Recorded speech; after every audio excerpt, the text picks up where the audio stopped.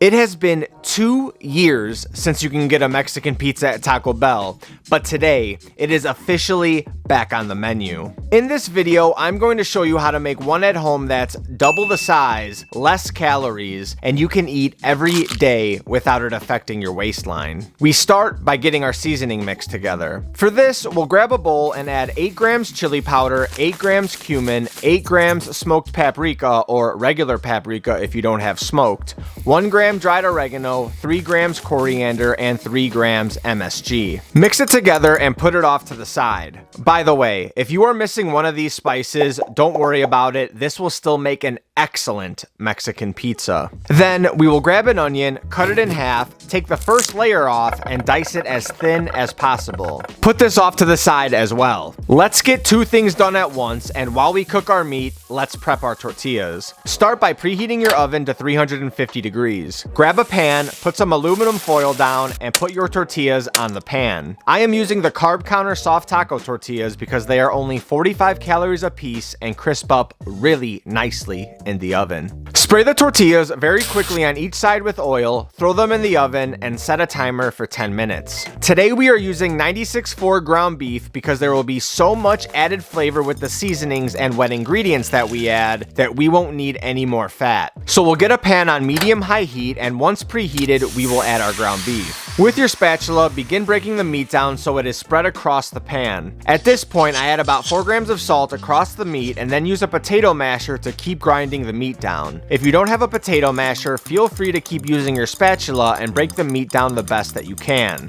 Once the meat is almost done, we will add 70 grams of our diced up onion into the middle of the pan. I let the onion sit for about 30 to 45 seconds, then mix into the meat. Once the onions start to become translucent, I add the seasoning mix into the middle of the pan and let it bloom. After about 30 seconds, I incorporate everything together and then add 150 grams of tomato sauce, 100 grams of beef broth, 10 grams of brown sugar swerve, and 4 grams of apple cider vinegar. Mix everything together and turn the heat down to low and let it simmer for 10 minutes.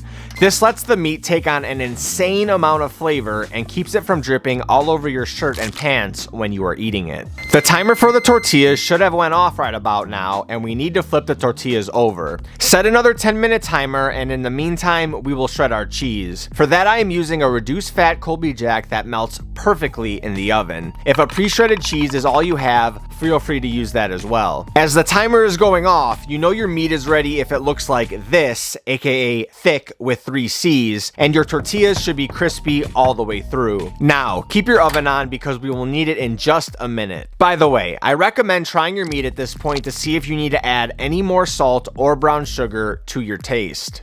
Nom nom.